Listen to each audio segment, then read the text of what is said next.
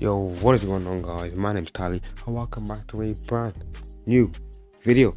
Before I get started, don't forget to like button, subscribe, share, do all that good shit, and follow me on Twitter down below to keep updated with me. But anyways, let's get started. And in today's video, I'm here to talk about the new Coi Leray album, Trendsetter. And I ain't gonna lie, I first heard the Coi Leray back around 2018, 2019. She had a song. What was it called, man? Fuck, let me see. She had a big song. It wasn't like a big song, like an underground song back in 2018. It was called Hoodie. That's when I first heard of that.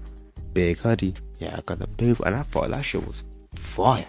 I had that shit on replay. But then I kind of stopped fucking with her until she started dating Trippie Redd around 2019. I was like, oh, that's that Coi Leray girl. And ever since then, I've been kind of keeping up what she did now and again.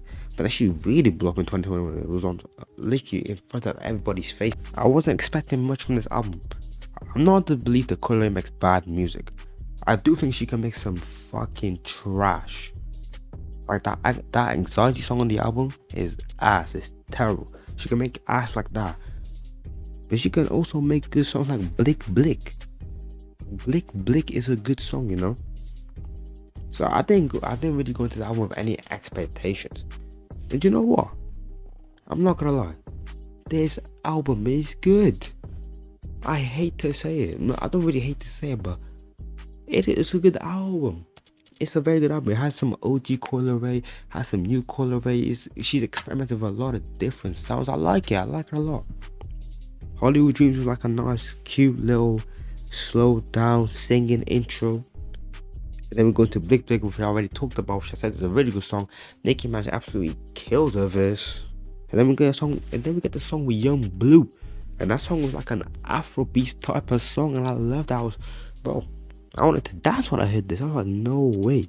This shit is actually fire, because the current stigma of Coi Leray was that she makes bad music. I never got the stigma, because she has proved that she can make bangers. No More Parties with Dick was a banger, so I never got that stigma, and the stigma should end with this album because it's genuinely good. Or maybe just our expectation of Coi Leray was that low that even if she dropped mediocre, it's good. But for me anyway, it's good. We get to the next song on the album, which is Mountain with 504 and Young M.A. And this for me is top 3 on the album. I like the drill, Joe B, Young M.A, Fabio, obviously prime drill artist, mostly Fabio, not so much Young M.A. She didn't really blow up off drill, but she can do drill. Coi Leray also held her own on the song, and that's all I wanted her to do. Thief in the Night with G Herbo was alright. I'm not really a fan of G Herbo. I don't like his voice, but when G Herbo hits, he hits. Like on that song with Gunna, I don't know, that bitch, like that nigga was sliding. Here he was also sliding, but there was something missing. I don't know what it was from the song. Maybe it was the fact that G Herbo it was mostly G Herbo song with a little bit of Coi Leray. I feel like that's why I didn't like it. Because I cannot sit through a G Herbo album. I can't. That nigga too boring, respectfully though. Obviously he's a legend in the Chicago scene, but for me, he doesn't like, well, I don't know what's the word I'm looking for. He doesn't like satisfy my appetite type shit. Overthinking with her, and I ain't gonna lie. I would say I still think her is mid. But I ain't gonna lie, she done her thing. She done her thing on overthinking. Coi Leray absolutely slid on that song. And I feel like throughout this album, something I noticed, I really liked the slow songs more than the rapping songs where she doing these stupid high pitch Playboy Cardi Dilate X voice, you know. I feel like she sounds way more natural when she's doing the slow singing shit compared to when she's trying to do this high pitched voice. It just doesn't really work for me. She sounds much more natural and much more better. And an example of her being absolutely killing her singing voice or slow voice is Clingy with Nav. I ain't gonna lie, Nav done his thing on the album. I can't not lie, Nav done his thing on the album. The feature is good. And Nav's one of those artists which I either love or hate. I've hated his last like 2 projects, but I love Reckless, or I don't think the album was called Reckless. What was that album called? The one with the red cover. It is Reckless, yeah. I absolutely love Reckless and Perfect Timing, and also whatchamacallit, the one with Weezy, Emergency Tsunami, but stuff like Good Intentions, Bad Habits, it's just boring.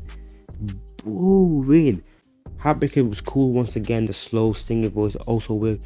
I didn't even like Twinham, and Twinham was one of those examples of her using that high pitched voice. She didn't use it to the extent that she used it on Anxiety, but I still don't like the song. It's very catchy. Yes, go best friend. Twinham, like that shit. I go like that's catchy, but the rest of the song is complete and utter ass. It's just ass. I don't like the song at all. No More Parties, obviously good. BMO was an interlude. Lonely Family was alright. It's like it was nothing special to me anyways. It was definitely that old Coi Leray sound, but I don't know, it felt like there was something missing on that song particularly. Maybe it was the production. I don't feel like the production was like favoring Coi Leray's sound that she went for on this song. Hat in the Coffin was Polo G was Paranoid Apology, that's what I meant, was I don't know, it was just a piano beat, like it was just Polo G's comfort zone. I want to hear Polo G. If Coi Leray went with like a Big Purr type of beat with Polo G, I think I would have loved the song. Because when Polo G is really talking some hard hitting rap on like a hard hitting, not even just trap beat, just like a rap beat in general, he absolutely kills it. But when he's doing piano beats, it's just a snooze fest, bro. Box and Papers was prime Coi Leray. You know the song I was talking about earlier, Huddy? This reminded me of that song. It just made me want to, like, you know, get steady with it. You know what I'm saying? Like this shit was hard. It was prime Coi Leray. She was really spitting bad. She was flowing. No, she was sounding on the track. Production was cool as well. Good track. One song I'm really disappointed about was Mission Impossible with Tekka. I felt when I see that track list, I thought this was gonna be a banger, but both of them were mediocre on the song. Coi Leray sounded bored. Tekka sounded like he's just doing this for money. Like it didn't feel like, you know what I'm saying? There was no chemistry in the song. It just felt like it was a feature slapped on the album. The beat also didn't help, which I don't know, the production on this song, it didn't help at all. Like it felt like the song was it felt the production was like some, like, I don't know, some, like, you know, Drake, what's that Drake? Trophies. It felt like it was a trophies type of production, but none of them brought a trophies type of energy, you know? Then we get to the last little bits of the album, Too Foul. I didn't really like Anxiety, I've already mentioned. Big Purr, if you follow me on Twitter, you know I love this song. He called me Big Purr. I ain't gonna say it on video, but you know what I'm saying? This song is fire, bro. Pusha T and Coi Leray done her thing, bro. I remember when the snippet first came out, I was replaying the snippet over and over again. This song is fire. The whole of Twitter doesn't like this song, but hey, I like it. I can't lie. I'll be a hater if I said this song was ass. Then we get to one of my favorite songs on the album, Mustard's interlude, A Boogie with a Hoodie. This is a prime A Boogie beat. As soon as I heard the beat, I knew he was going to slide.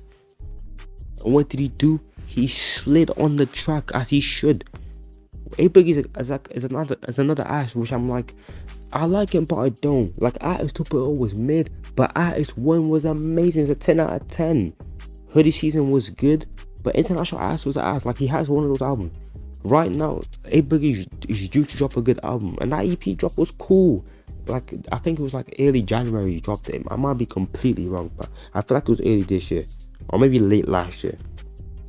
Coi Leray, once again, like I said, I feel like Coi Leray is in an element where she's doing that slow singing voice. And guess what she's on the song? She was slow singing again. The song made me feel emotional. Made me, you know what I'm saying?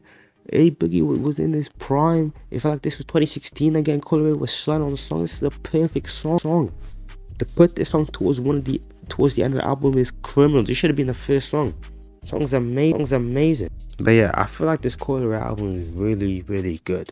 I won't say really good. It's just good. Out of 20 tracks I like, let me see. 1, 2, 3, 4, 5, 6, 7, 8, 9. I like 10 songs. That's decent. If I was to give it a rating, it'd probably be a solid 6 out of 10. Even though I liked only 10 songs out of the 20 track album, the other 10 songs were like decent, you know what I'm saying? They weren't hard to listen to. It wasn't really my cup of tea, you know?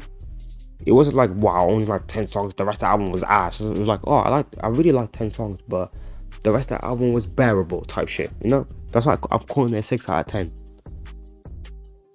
How much would she sell first week? Shit.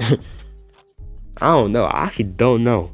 A bit of me wants to say 10k, but another bit of me wants to say 20k, because I feel like people, it'd be like a word of mouth type of thing. Like people be like, alright, let me check out this Coi Leray, see what she's talking about. They listen to a couple few songs, like, oh, this is actually nice, and then they'll tell a friend, then that friend will tell a friend, and then they'll work from there. Then she might sell 20k from there. I feel like if she sold over 20k, it would be a massive W. But anything under 15, I don't know.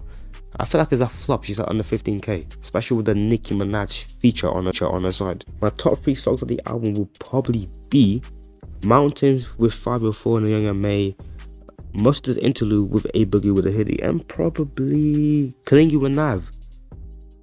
Big Purr, also a very close top 3, and also his Normal Pies with Dick. But those 3, Clingy, Mustard's Interlude, and Mountains with 504 and Young M.A, are definitely my top 3 songs of the album. Will I ever come back to this album top to bottom? No, but I'll definitely play some songs here and there. There's definitely some slappers on here that can slap on the orgs, or just slap in the party setting, which is vibe out, you know. So if you think this Coi Leray album is ass, it's not. Don't be a sheep. Don't see it on Twitter everyone's calling it ass. Don't do that. Listen for yourself and come up with your own opinion, please. And in my opinion, this album is a solid 6 out of 10. I recommend you listening, because you will find a couple of tracks that you will enjoy, I promise you. But anyways, I hope you enjoyed the video. If you did, please drop a like. I'm trying to be more consistent throughout these 2 weeks that I'm off Collie. So yeah, that's why I've uploaded like 2 or 3 days after I just dropped the Ken video. But anyways, I hope you enjoyed the video. If you did, please drop a like, all that good shit. Stay safe, yeah. I'll catch you man in a bit. Peace.